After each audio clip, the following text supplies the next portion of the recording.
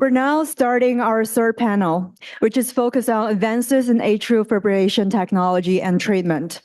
This session is moderated by Carri Chen, PhD, John A. Howard Professor of Business, and Faculty Director, Healthcare and Pharmaceutical Management Program at Columbia Business School. We have three panelists. Lawrence Biegelsen, Managing Director of Medical Supplies and Devices, Corporate Investment Banking at Wells Fargo. Joe Fitzgerald, MBA, Executive Vice President and Group President, Cardiology at Boston Scientific. Elaine Wen, MD, Interoperability Associate Professor of Medicine in Cardiology and Cardiac Electrophysiology at Columbia Irving Medical Center. She's also an attending physician at New York Presbyterian Hospital. All right. Well, to get us started, atrial fibrillation is now the most common type of abnormal heart rhythm. And researchers estimate that around 12 million people in the US by 2030 will have AFib. Recent studies also show that it's arising in younger people, elite athletes in their 20s. So just to provide some level setting to get the conversation going, I would love to start with Dr. Wan. If you could give a brief introduction to atrial fibrillation and the current standard of care. Right. Well, first, thank you so much for staying to the end for us as panelists. And thank you for the Columbia Business School for this opportunity for the medical school and business school to sort of work together on this. So atrial fibrillation is an irregular heart rhythm. So first, let me describe who I am. I tell my patients, if you think of the heart as a house, there's a general contractor for the house, there's a plumber, and there's an electrician. And I'm the electrician for the house, for the heart. So let's start by that. And there are irregular rhythms in the heart. And sometimes it could be because the house is getting old. So the plumbing is faulty, electric system is faulty. And sometimes the wiring was just born abnormal, so you have issues. And sometimes when you stress it too much on the wiring, you have abnormalities. So atrial fibrillation is an irregular rhythm. Sometimes people feel it and sometimes people don't feel it. And what we definitely know is as patients get older, and if we're all lucky enough to get older, when you have certain medical problems like high blood pressure or coronary disease, you tend to get electrical issues such as atrial fibrillation, and it could lead to problems such as stroke if you're not on a blood thinner, heart failure, and now we're learning that it can also lead to dementia and early decline of neurovascular function. So if you want me to describe what atrial fibrillation is, there's been a lot of discussion about the science of it, and basically people have thought it's been described in the past as sort of like a bag of worms or a hurricane in the heart. And the ways to treat it are either an ablation, which is where we burn away the abnormal electrical area. So I try to describe it as if you have a pool and you have 4 students or 4 people around the pool throwing rocks into the pool, there will be ripples. Okay, so how would you prevent the ripples from spreading in the pool? And the way to do it is to basically build a moat around everybody, right? So that when they throw pebbles into the water, the ripples don't permeate through the pool. So that's sort of what AFib ablation does. But of course, there's other things such as medication. And then I think that what we're going to talk about today is the technology for atrial fibrillation. So I'll stop here. Great. Well, speaking of technology, I'm going to go to you, Joe. And the last 12 months has been really quite exciting with the advancement in AFib treatments. Boston Scientific had your pulse field ablation device approved by the FDA. Could you share what you're most excited about with this new technology, and how do you think it will change the care trajectory going forward? Yeah, I think to put that in, and thank you for the invite, and look forward to the questions. The way to think about it is the field of electrophysiology, which really goes back probably 50 years, but the treatment, which was largely for, call it the mainstream last 30 years, what Dr. Wan talked about was thermal ablation, either using RF energy to create heat to destroy particular regions of the heart, or cryoablation, which uses extreme cold temperatures to block those areas that you want. This new field, which actually was in existence for 30 plus years, is what we call electroporation or pulse field ablation. And we've been approved, several companies have been approved in Europe for the past 2 or 3 years. Both of the current approvals, now there are 4 approved in the US, but only 2 technologies have been available for the last year. The exciting part of this is electroporation is non-thermal. RF is hot, cryo is cold, to the extent it can damage cardiac tissue, and it can also damage adjacent tissues like key nerves and or the esophagus that lays right behind the heart. So PFA offers similar efficacy, i.e. the ability to stun parts of the heart, permanently stun, but without the downside. So we've seen quite a dramatic uptake of this non-thermal for 2 reasons. Number one, you avoid particular safety issues. And number 2, it has the promise and the clinical data to say it's as good, it's as efficacious as the mainstay heat and cold that has been used for the past 30 years.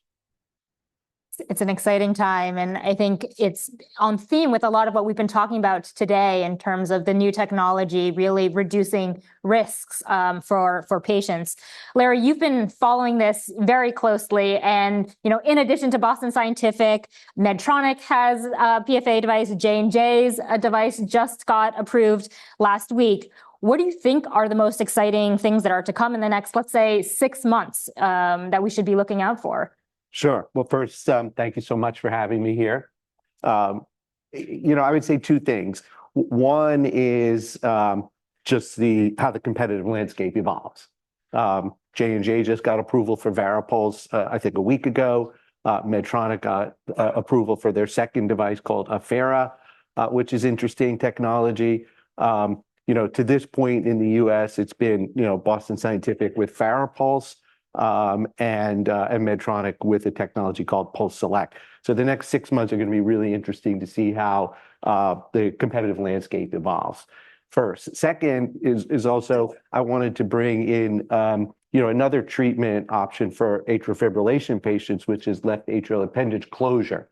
And tomorrow we're going to see the results from a trial sponsored by Boston Scientific called Option, which is looking at using in patients undergoing ablation for atrial fibrillation, looking to see if you could also implant a Watchman device, which is the Boston Scientific LAA closure device, to replace anticoagulation or blood thinners.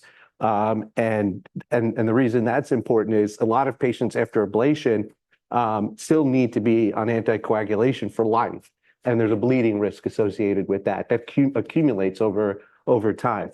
So we're really excited to see, the results from that tomorrow.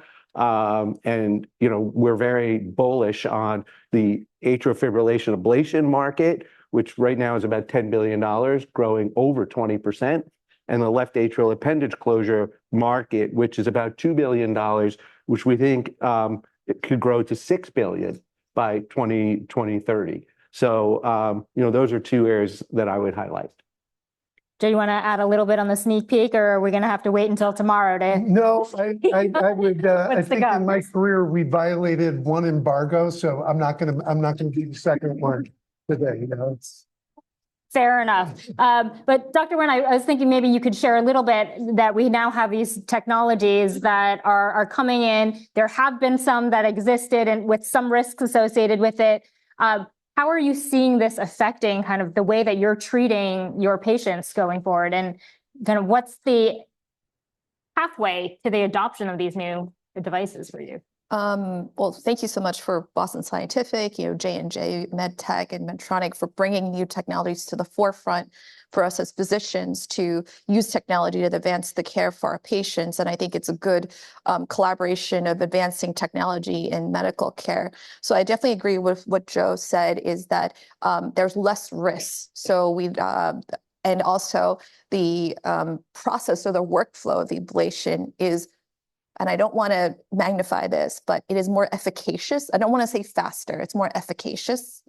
And it allows us to do more in a more efficient manner for our patients. So prior, when like Joe was saying that when there was something called radiofrequency ablation, we were worried about the esophagus. We'd have to use other tools to deviate the esophagus when we were concerned about the injury. And now we have to not be concerned about such things.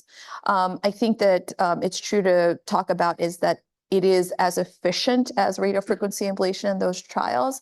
And we're looking forward to using this technology for patients who need it and also expand it for other uses, other types of arrhythmias. I think the big question here is, how is this going to affect our workflow as physicians? And I think one of the questions that is helpful to have a diverse audience here is talking about public health and payers for this. So there are only a certain number of operators. You might make more hammers, but there's the same number of people using it and the same amount of time it takes for you to hammer something in. So I think that's one of the issues. As a physician scientist, my also concern is that we're building bigger hammers for nails, but we don't know why the nails turned up in the first place. So as a scientist, I think we need to understand, why does atrial fibrillation occur? And instead of just having technology that is destructive, electroporation, although it came in the age of using plasmid DNA to be incorporated into cells, we're using in an irreversible manner. I like to think about regeneration or improving heart tissue in a certain way. I'm not saying that it doesn't have benefits, but if we can further advance this technology for other uses in the future. I think that when we try to say we can do more and more for physicians, then people such as insurance might start to cut the payment for payers. And that's why for the Heart Rhythm Society, American Heart Association, we've tried to work hand in hand with the technology companies to not advertise necessarily the efficiency, but really the outcomes, like the less risks for the patient and why we're using that. So I think that's important to talk about. Yeah, I think maybe building on this efficacious aspect of it, there's lots of estimates that the number of patients who actually have AFib or are being diagnosed with it is severely underestimated. And so first, what can we do to identify them? But then what are the implications? So we heard a little bit from the provider side, but I also will kind of go to the rest to understand that. Maybe let's start with just, how do we identify these patients that need care and that are eligible for these new tech devices that are coming in? Yeah, I'll talk about it quickly because I was sitting in on the previous panel, and I think it was very interesting where you had Epic and other groups talking about identifying more people with AFib and just sending warning signals to physicians. And I think there's another side for, business leaders to think about implementation. For us, Apple Watches, which a lot of people wear now, they signal that there's an irregular heart rhythm. But just think about the implementation of it is that when a patient gets that signal, they're extremely anxious and worried about it. They try to get a call in with their doctor. Then for me to sit down and talk with them what AFib is and what they don't have takes another 15 minutes, right? That's something that, can AI replace that or not? For you, I'm a physician, but I'm also a patient. Everyone here is a patient. Do you want AI explaining this to you, or do you want a person to see face-to-face what this is, And a lot of things about digital health is about trust, right? That's why there's a difficulty implementing to people who are not as educated or financially well off, or their ability to adapt to it. So I think there's some obstructions for a workflow for sort of implementation of AI and digital health for all masses that we have to think about. I mean, the audience here, the panels here, we are well-educated people. So we have different sort of absorption of information, which I think may be different for the masses. Right. Joe, I'd love to hear your perspective from Boston Scientific. If we're able to identify more of these patients, what can you do? As Dr. Wynn is saying, there's more tools, but how do we ensure that they're actually getting to the patients that need it? And what can you do from the manufacturing side of things? Yeah, so I think as a medical device manufacturer, whether it be a wearable or an implantable, right? We, the industry, have done a good job of expanding the ability to diagnose arrhythmias. So think of it, someone has a stroke, they had no symptoms before. They didn't even know they had AFib because they're asymptomatic. And when they come in, they're probably then going to get a diagnostic. I agree with Dr. Wan that the proliferation of Apple Watches, et cetera, will go. There's a ton of work being done in AI. So hopefully most people over the age of 50 are getting some type of physical exam each year. And you can even see early technologies that can predict AF just from a normal ECG 12 lead that you will get as part of a regular physical. So 2 points. AFib is extremely underdiagnosed. We like to say there are 12 million, like you said, in the US. There are probably hundreds of millions of patients walking around the globe with silent AF. And we have this inextricable link between AF and eventual stroke as you age, as you get comorbidities. So I think med tech can play a role in the wearable implantable. I think diagnostics, digital health companies can go upstream of that.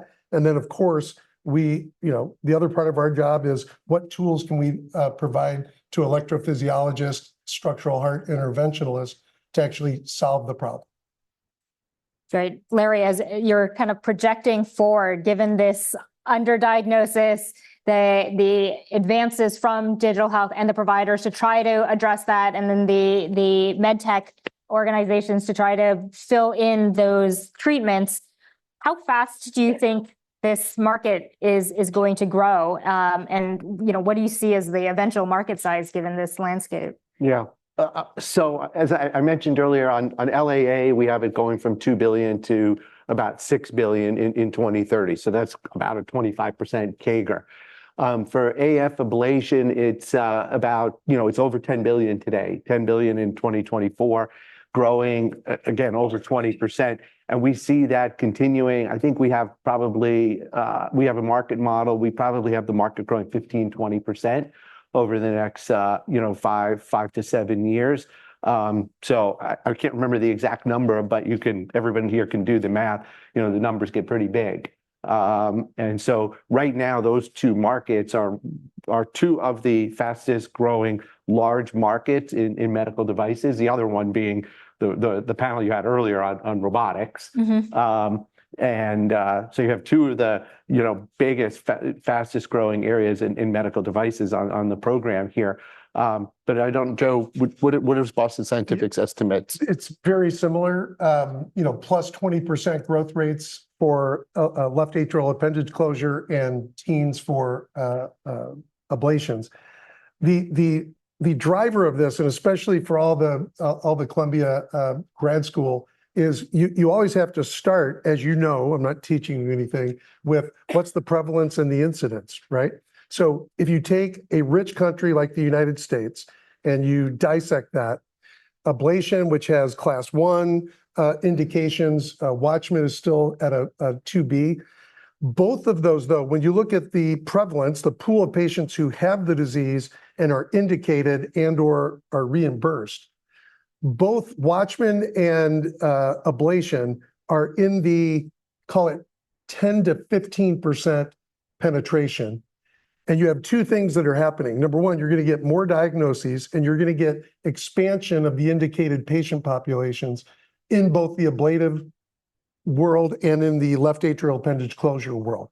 So if you say we're at a fairly low penetration, like who gets treated, and you're in the 10 to 15, and that supports Larry and our numbers, that with the continued advancement of technology, of AI, of diagnostics, you have markets that are going to double.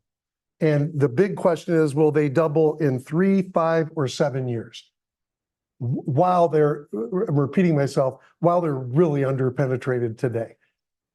Well, I'd love to get the kind of clinical perspective as to why that penetration is still low. And is it from a lack of knowledge standpoint? Is it a hesitation of adoption of new technology? Kind of given the promise of how much better these new technologies have in terms of better outcomes, reducing risk of complications for patients, is it something that you see in the next 3 years, 7 years? Kind of help us understand a little bit better from the clinical side. Build on what Joe said is that recent clinical trials have showed that earlier intervention once the patient is diagnosed with atrial fibrillation, has shown clear improved outcomes in mortality, morbidity, like development of heart failure or stroke. So I think I'm just going to add on that yes, more adoption of this new technology and earlier intervention in patients who have been diagnosed with AFib. And I agree that the adoption of this new wearables and implantable devices will be able to catch more patients who were asymptomatic with atrial fibrillation. If I could add to that too, because there are a couple of really interesting perspectives. So if you haven't noticed, over the last 10 years, there's a lot more advertising because there are new oral anticoagulants. You see the president of HRS, I think, has done public service ads, Kareem Abdul-Jabbar. So the awareness of AFib as something that causes many more bad things, up to and including stroke, heart failure, that happen. And yet you still have a very low penetration. So you've got, and this gets into why does Boston Scientific do so much direct-to-patient education, direct-to-refer education? And I remember a point 10 years ago, more than 10 years ago, before, right when Watchman was getting approved for left atrial appendage closure as an alternative to long-term anticoagulants, we did a big quantitative market research study, and we used, hundreds of cardiologists. And what we found was 97% of cardiologists knew that there was a device called Watchman. They knew that it had been approved, and they knew what the indications were. When you asked, so these are non-implanting, non-interventional physicians, so general cardiologists. When we asked the question, right after we got the approval, how many of you would recommend a workup for your patient for that? The number was like 3%, right? So yes, it's approved. Yes, there are 2 randomized trials to prevent it. So then we said, okay, we've got to take an active role in digital marketing, digital direct to patient, digital direct to refer, to get the market going. Now you also then have to do large randomized trials. The other really interesting thing, when you think about the power of pharma, it has long been known that of the patients who have been diagnosed and are clearly indicated for an long-term anticoagulation, less than 50% of those patients go on and stay on an anticoagulant, despite like rock solid class 1 evidence that you will have fewer strokes if you stay on an anticoagulant. So that all kind of feeds into the why do we believe, that this AFib interventional market, right, is got really outstanding growth potential. Great. You mentioned Watchman, and you also acquired Farapulse in 2021. And so maybe I'll start with Larry, and then I'll go back to you, Joe. But if we think about what kind of the landscape in medtech, many of these large players are developing either in-house or looking to acquire outside. And so what do you see from other companies in terms of their strategies of balancing R&D, in-house development versus acquisitions? And what do you think are some of the factors that make acquisition targets the most desirable? Sure. So what we've seen in the AFib space is, well, first of all, a lot of M&A. If I go back, it depends how far you want to go back, even Biosense Webster, the market leader, was acquired by Johnson & Johnson. That was like, what, 1995, something like that, Joe? But over the last, call it 5 to 10 years, we've seen more M&A acquisitions we've seen Boston Scientific do a couple. You mentioned Farapulse, Apama, Joe, you remember that one? Oh, yes. We're bringing that up. And then there was a cryo one too. So 3. What's interesting is, but we haven't seen J&J on the ablation side hasn't done much, but they did on the LAA side spend $1 billion to buy a company called Laminar, which when they paid $1 billion for it, had like 40 patients, which is relatively few to spend $1 billion on. On the ablation side, we also saw Medtronic has done a few recently. What's interesting is, and the 2 smaller ones, so it's J&J's number 1 in ablation, then Abbott, And now I think Boston is probably third, but they were a distant fourth before Farapulse, and then Medtronic. The smaller ones have done more of the deals. And I think, I'm just speculating, but maybe with J&J, maybe there were concerns about antitrust because their market share is over 50%, or was over 50% in the past. So on the ablation side, we've seen probably Medtronic and Boston do more of the deals. On the LAA side, Boston acquired Watchman. I think that was, you said, Joe, 2010, 11. Abbott has an LAA device that they acquired. And then, as I mentioned, J&J just bought one this year or last year. So honestly, this is an area where we've seen a tremendous amount of inorganic, deals. Yeah, Joe, Larry touched on some of the big successes, but also some of the bumps along the way. I think that's important, because if you look, if I'll give you the insight into our company, right? So we had we committed to really leading in AFib back in 2005. Okay, it took the better part of 20 years to get the full strategy implemented. We probably did 10 acquisitions. Thank you for pointing it out, Larry. Not all of them were great. Some of them never even made it to market. But I think the message is, and think about how underpenetrated and how small really EP in 05.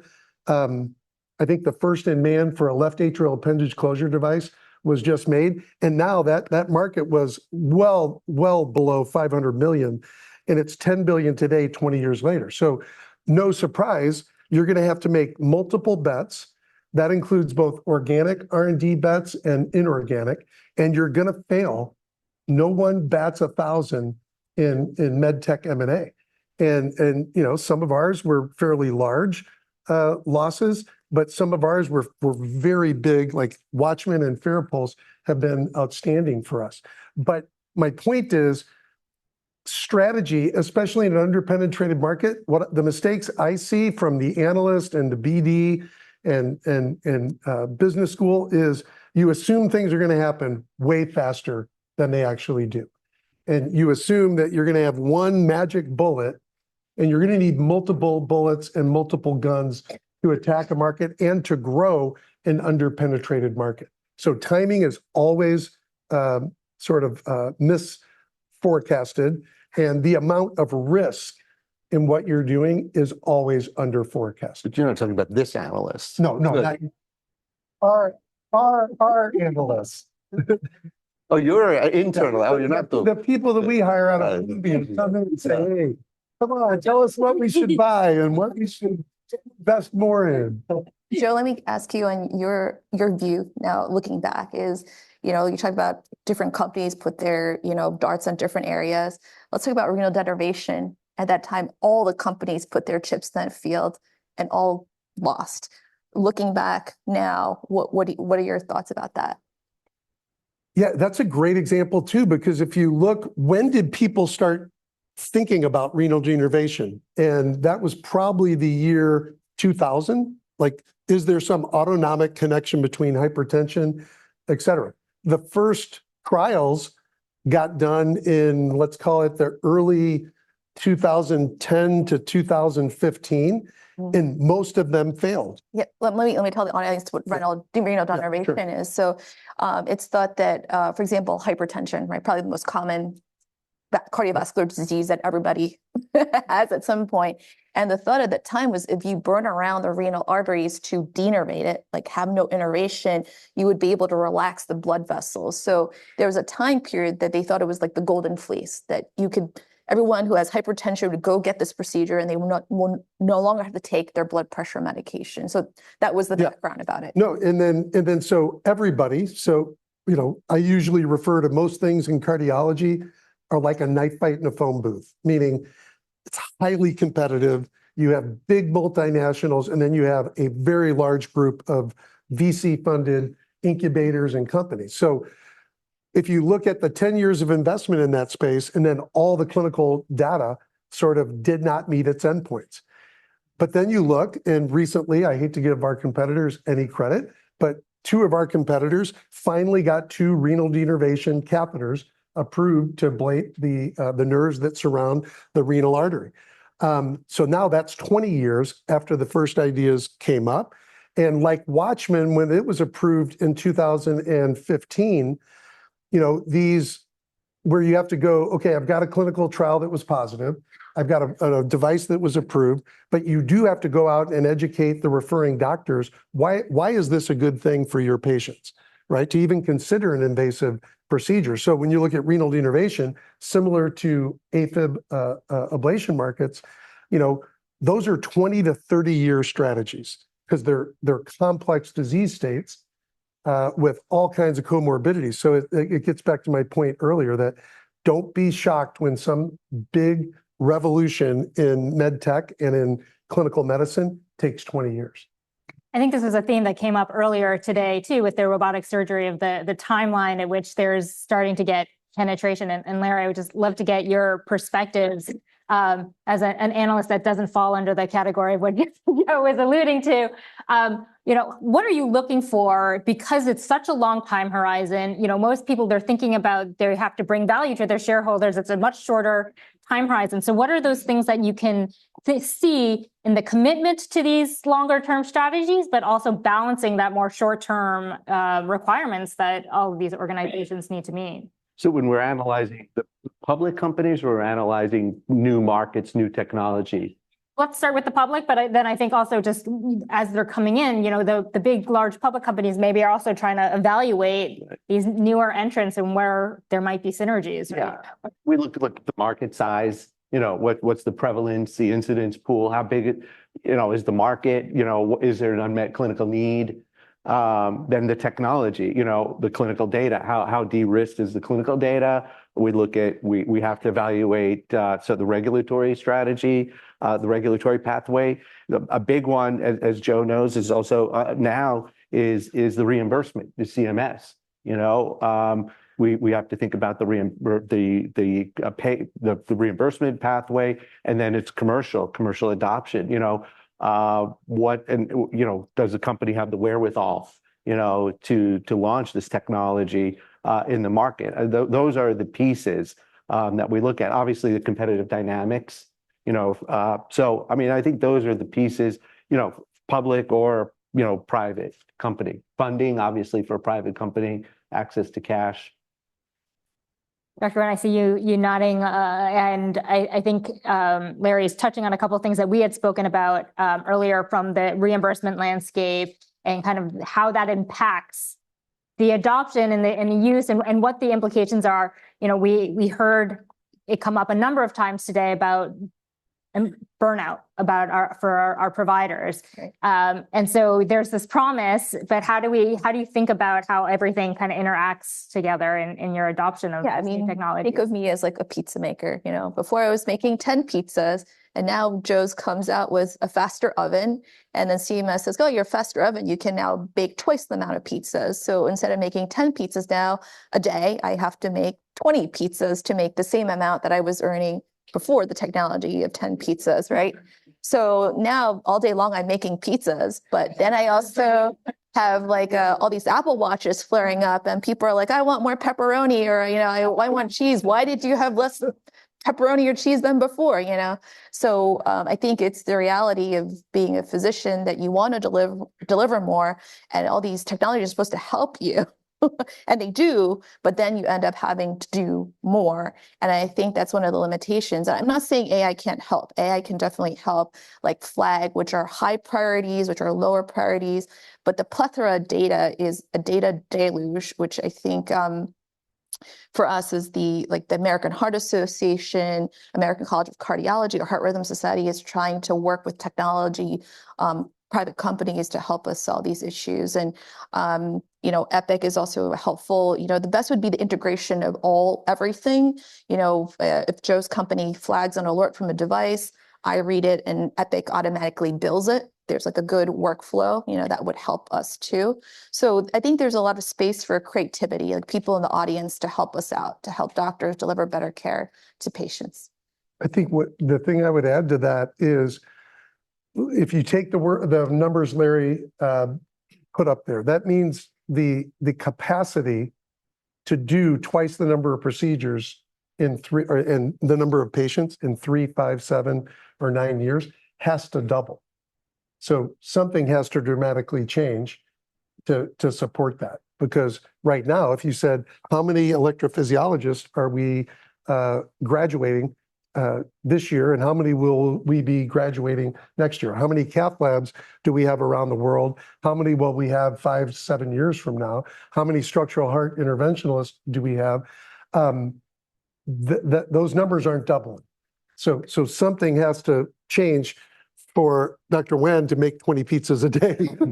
And I think that's where technology, the replicatability, the reproducibility, the really tightening of the variability of what can you do in a certain day with a single cath lab that is fully staffed. I'll give you an example. When I entered the field of electrophysiology, most centers would probably schedule 1 AFib per day, because you didn't know if it was going to be a 2-hour procedure or a 7-hour procedure. You know, today, most labs would easily schedule 3, right? Even before PFA. So that's efficiency, that's replicatability, that's the advancement of technologies to help, especially when things go awry in a case. So the capacity issue to support the market, increased market penetration, is a really big macro that you have to analyze, and you have to be right. And then you have to ask yourself, what can I do as a med tech company, or what can the HRS do? What can clinicians do to bend the curve on the capacity? Because the physical capacity is not going to double in that same time frame. Well, I just want to take this last, few minutes to talk about, as business people, they're saying, well, instead of having Elaine, Juan do procedures, I'm going to invent a robot that will make 100 pizzas in a day. So the end thing is, do you want a Pizza Hut pizza, like a regular pizza, or do you want a gourmet pizza when you eat it? Yeah. And that's up to you as the patient. Do you want just mass production of something where every doctor is the same? Or do you think that there's different strokes for different folks? So I don't think that a pizza is the same thing as a surgery, obviously. So I think that's something else to have in the back of your mind. Yeah, and I think you keep talking about that there's a lot of different options here, and a lot of med tech companies are coming in with new solutions. And we'd love to just get the perspective of the group on, the last 12 months, 3 big players have introduced kind of similar technology. And so what is the value of competition in this space? And maybe we'll start from the provider's perspective. I'm going to make it simple. Great. Needed. Yeah. Larry, do you want to kind of from the value of competition? I mean, we heard it from one of the panels earlier, from the robotic panel. I mean, it spurs faster innovation. I mean, when, one truism to me in medical devices is physicians, this is a generalization, they hate, monopolies, right? They want competition, because when you have monopolies in medical devices, the field there's not as much innovation. So I think there's innovation. Now, sometimes you do have, I'll mention it, sometimes more competition does result in lower cost. I would say that's not always the case. It really depends on the number of players, depends on the interchangeability of the technology, how differentiated it is. But it's innovation and potentially lower cost. Yeah, Joe, from the perspective of the operator, I think you guys, your approval for your PFA device came a month or 2 after Medtronic, and now we know J&J just happened. Do you feel like you're in a rat race? What's your view?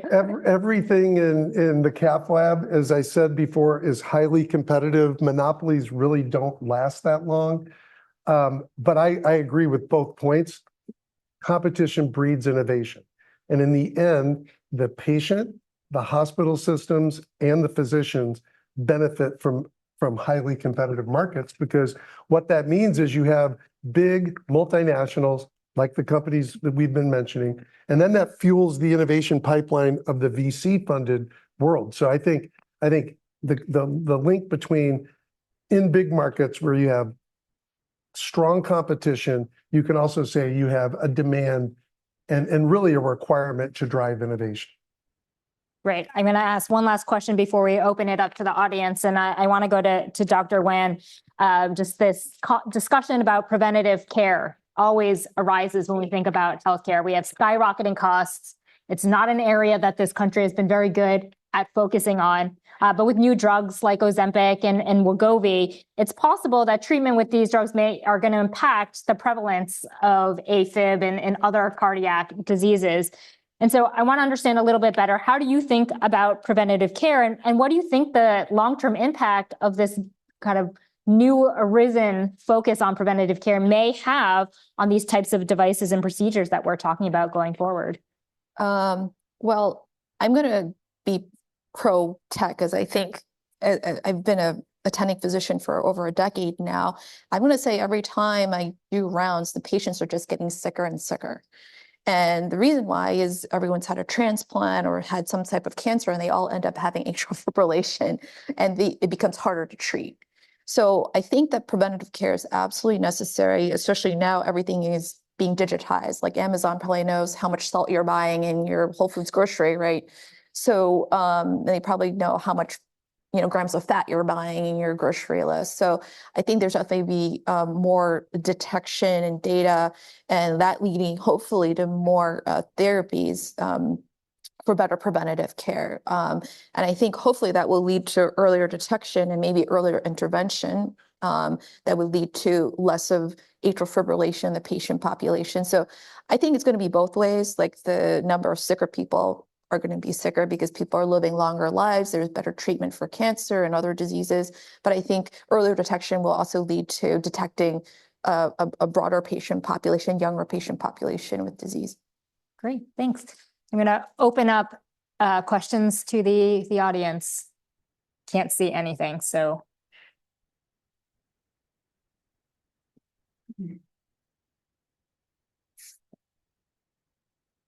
Thank you.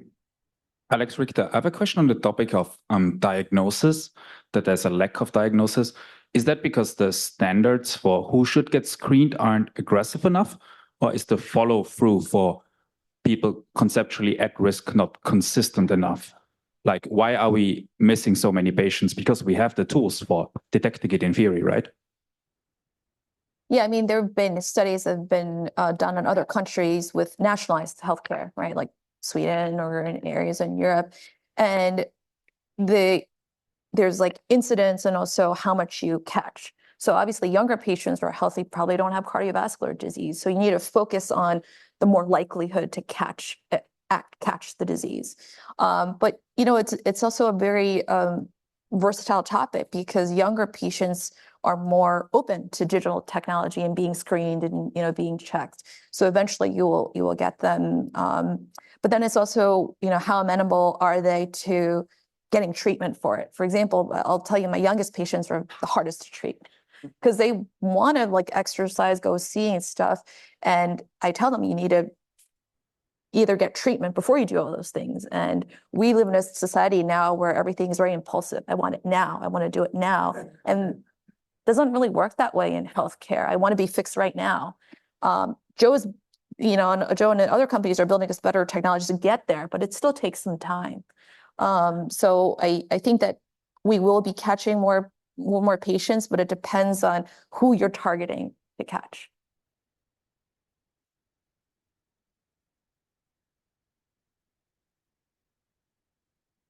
I have a question regarding investing into medtech products. So when you invested into Watchman, that was before it achieved FDA approval. So I'm curious to hear, what are the different types of pillars that you guys look for when trying to de-risk an investment into a medtech product? Yeah, there are two basic questions that we ask way prior to investing in a startup or buying a startup. And we use the same two questions for things we develop internally, organically. And that is, what is the strategic fit with one of the any of the 5 or 6 big business segments where we pursue this category leadership strategy? So what is the strategic fit? And then the second question is, what is the financial fit? Because if you buy something that is never going to hit the standard of what our corporate goals are for operating margin expansion, et cetera, that's a bad financial fit. If you buy something, or if you're looking at something where you answer the questions like, do you have an existing relationship with that physician? Do you have a channel into that physician? Or do you have to build a whole new channel and relationship with a different physician? That's where the strategic fit starts to get lower rather than higher. So if we're buying something, as an example, we just announced on last Monday that we're buying a next generation complex AFib mapping tool. So if I take that announcement and say, oh, are we in electrophysiology? Yes. Are we fully committed to arrhythmia management, arrhythmia diagnostics? Yes. Do we have a cardiac mapping system? Yes. Do we have a diagnostics business that deals with arrhythmias? Yes. Can we sell it right through the same channel that we sell our mapping, our Watchman, and our ablation portfolio through? Yes. So that one got like an A+ on strategic fit. There are others that we look at that are more white spacey, where you say, wow, it's not a great strategic fit. It actually might become a completely new pillar for Boston Scientific. An example of that is the field of heart failure. We don't have a heart failure business today. We treat heart failure patients with CRTDs and BiVs, et cetera, but we don't have an intimate relationship with the general cardiologist or the heart failure cardiologist around the world. So those are the two big things that we try to answer up front before we do all the work. And even though we do that, and then we spend 6 more months analyzing, we still make mistakes with things that are high strategic fit and strong clinical or financial fit. And a lot of times the mistake is made because the device or the technology is hard to get across both the regulatory or the reimbursement goal lines.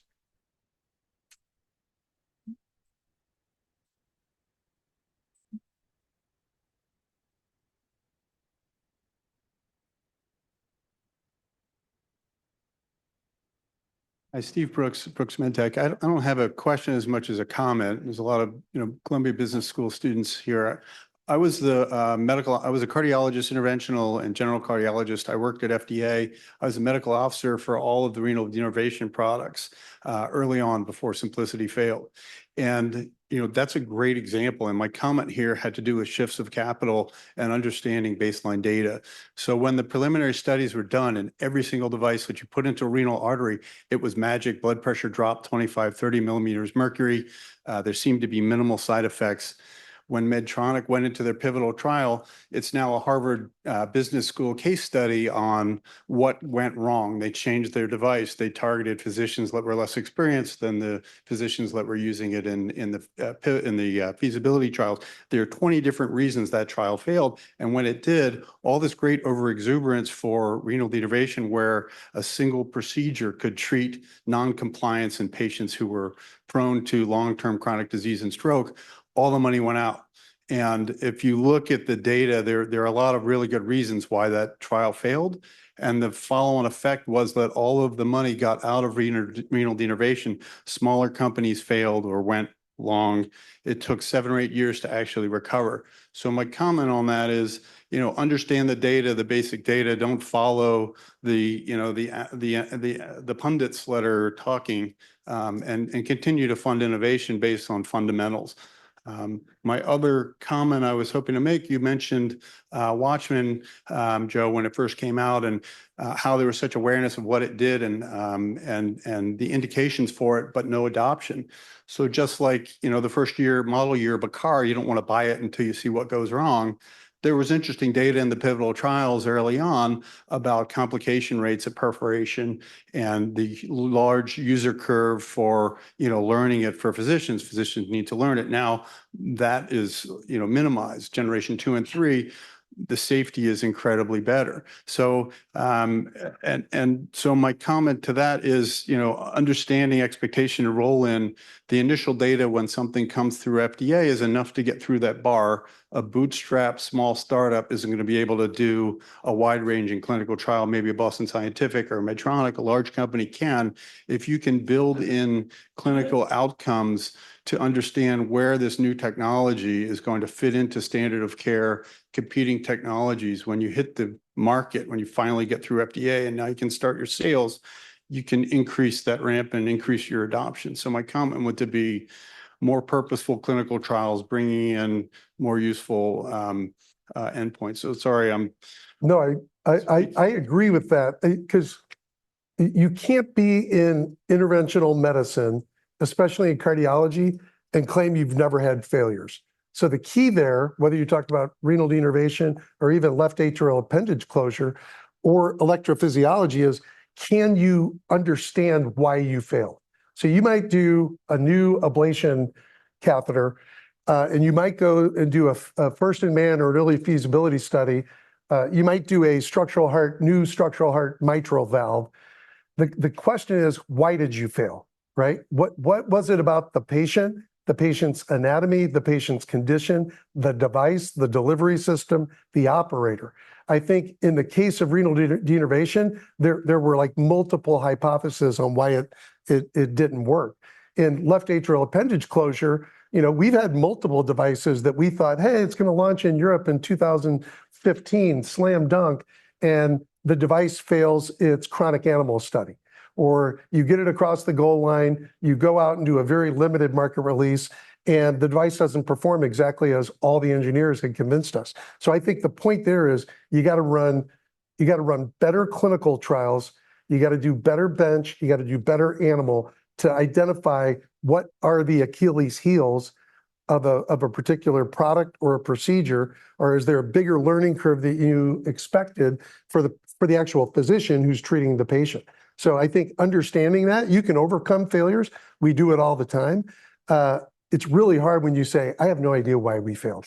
Like, I don't know if it's the patient, the doc, the device, the market spec that marketing wrote 7 years ago. So, but when you can understand that, you can throw money and people at it. And in partnership with physicians, you can figure it out. Weiner. I have a question for Dr. Wen. So you mentioned that your young patients are the hardest to treat among our patients. So a question to follow up on that. So as a physician, when you prescribe a diagnostic test, I would assume, efficacy and accuracy are the the most important standards when you're prescribing that. But do you see for young patients, like let's say when you prescribe a stool-based test versus a blood-based test, do you see a trend among young patients that they care the most about convenience instead of accuracy and efficacy? No, I don't think so. I need to clarify why I say that my youngest patients are the hardest to treat. To be honest, they have the best outcomes. Because if you catch their atrial fibrillation early, then you ablate them, then they do very well for many years because they don't have other confounding underlying health issues such as blood pressure issues or coronary disease.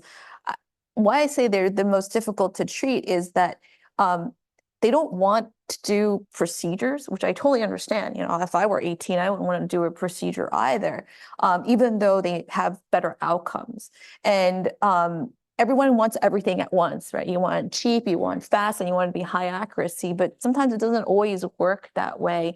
And as a physician, I just need to hold their hand. It's really called hand holding to walk them through the process. And they need more hand holding than like one of my poorer patients in an urban area who I said, just take this pill. And they're like, okay, so it's a different mindset. And I totally understand a younger patient doing this. And also, they adopt more, such as digital health, like Apple Watch. So every time their Apple Watch flashes something wrong, their stress levels are through the roof. And they're so used to texting or messaging, they'll send me like 5 messages and I'll be like, look, it's just artifact because you were running on your treadmill and the sensors were no good. And that happens all the time with my colleagues and myself. The younger patients are more reactive to these messages. And not that it's a bad thing, but it's just the way things are. But no, I don't think that they would sacrifice convenience or sacrifice accuracy for convenience. Yeah. All right, well, I think we are just at time. So we've had a really wonderful conversation over this day. I want to invite Kevin Dreyer up from Gabelli Funds to close out the day. Thank you. Excuse me. I'm Kevin Dreyer, co-CIO of Value at Gabelli Funds. I just want to thank you, Carri, as well as all of our panelists and everyone here in the room, as well as on the Zoom for participating. I note that our teammates are all available to you both afterwards as well as for follow-up. And I'd also note that in addition to looking at everyone's physical health, we of course focus on financial health. We host a number of conferences through the year.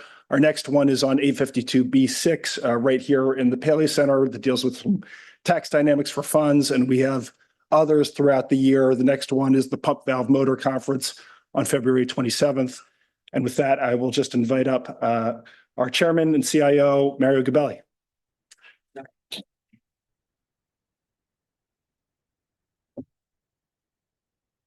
Yeah, thank you all for I tear things apart all the time. It's part of my practice. Thank you to the individuals at our firm before I thank all of the participants. Thank you, Joe, for all you're doing, Dr. Wan. And Carri is a colleague at Columbia Business School, and we're delighted that we participate and planning it right now. Right now, we're planning for our 7th conference. So hold your heart. Steady. Today you heard Jeff Jonas, who joined us about 20 years ago, cover certain areas. Jeff did not go to Columbia. I show you politically correct. Daniel Barasa did not go to Columbia. He went to school in Cambridge. The one you constantly talk about at Harvard, at our Columbia meeting. Then Elena is here and Carri. So thank you very much. Appreciate it. And enjoy the comments, enjoy the intensity, enjoy the passion. And for those of you in the medical profession, thank you for all you're doing for so many as the first responders. So thanks very much to the doctors and the dentists. Thank you. Jeff Jonas is a portfolio manager at Gabelli Funds. This podcast is an excerpt from Gabelli TV that appeared on December 9th, 2024. Gamco is providing these links as a matter of general information. We do not intend for these links to be a complete description of any security or company, nor is it a research report with respect to any of the companies mentioned herein. As of September 30th, 2024, affiliates of Gamco Investors Incorporated beneficially less than 1% of all companies mentioned. The analyst views are subject to change at any time based on market and other conditions. The information in this posting represents the opinions of the analyst and is not intended to be a forecast of future events, a guarantee of future results, or investment advice. Views expressed are those of the analyst and may differ from those of other Gamco officers, analysts, other employees, or the firm as a whole. Because the investment personnel at Gamco and our affiliates make individual investment decisions with respect to the client accounts that they manage, these accounts may have transactions inconsistent with the information contained in this posting. Certain Gamco personnel may know the substance of the posting prior to its posting. This webcast is not an offer to sell any security, nor is it a solicitation of an offer to buy any security. Stocks are subject to market, economic, and business risks that cause their prices to fluctuate. When you sell shares, they may be worth less than what you paid for them. For more information, a prospectus, or summary prospectus, visit our website at www.gabelli.com or call 800-GABELLI or 800-422-3554-914-921-5100 fax 914-921-5118 info@gabelli.com.